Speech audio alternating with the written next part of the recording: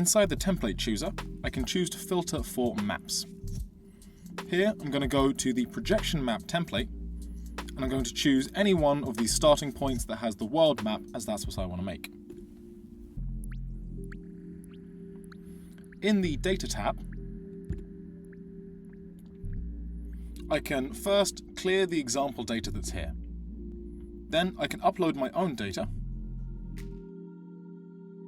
Flourish will automatically guess what columns you want to use for what, and you can fill in some of the blanks. Now I have a functional map that is doing something, but I can make this a little bit easier to read.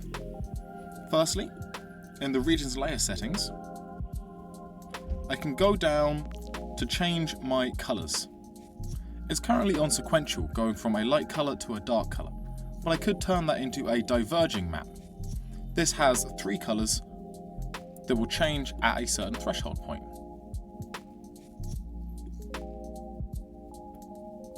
I can also change it from being linear, so a smooth gradient, into specific bins. And I can set the number of bins here, so there's a specific number of shades. If I didn't want it to be the default red and blue color palette, I can change that here.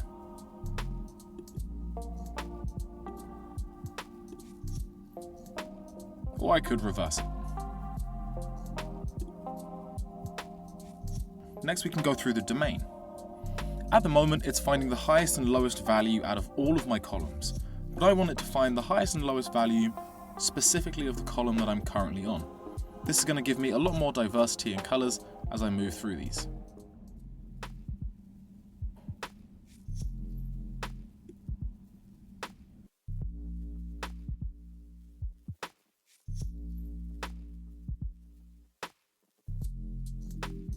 Then I'm going to set my own custom domain. So I want this to be roughly inclusive of most of my data. So I'm going to set this at custom domain. My minimum value will be -1 million.